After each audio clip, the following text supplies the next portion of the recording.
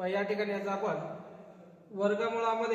वर्गमुळामध्ये अशा पद्धतीने संख्या जर आल्या तर या संख्येचे उत्तर कसे परीक्षेत लिहायचे।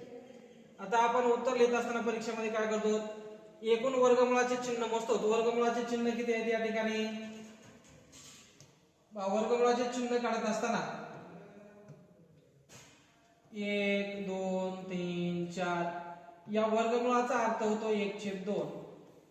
आता वर्गमुळाचे चिन्हाचा अर्थ 1/2 आहे।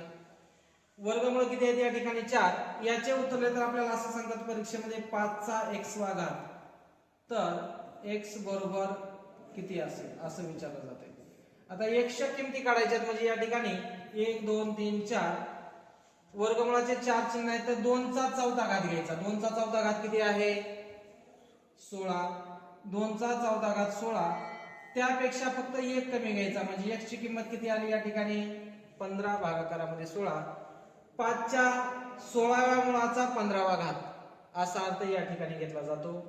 त्याच पद्धतीनं आपण 3 अंक जर घेतला, 3चा कितव्या मुळाचा कितवा घात आहे ते काढण्यासाठी 1 2 3 4 5 6 वर्गमुळाचे 6 चिन्ह आहेत, तर 2चा 6वा घात किती आहे 64 आहे।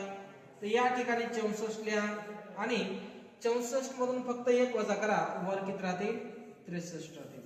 या पद्धतीनं अतिशय सोप्या पद्धतीने आपण 2 ते 10 पर्यंत घात पाठ करून कशाही पद्धतीने वर्गमुळाच्या मुळाचा घात आपण काढू शकतो। तर तुम्हाला हा व्हिडिओ कसा वाटला, जर व्हिडिओ आवडला असेल तर लाईक आणि शेअर करा। धन्यवाद।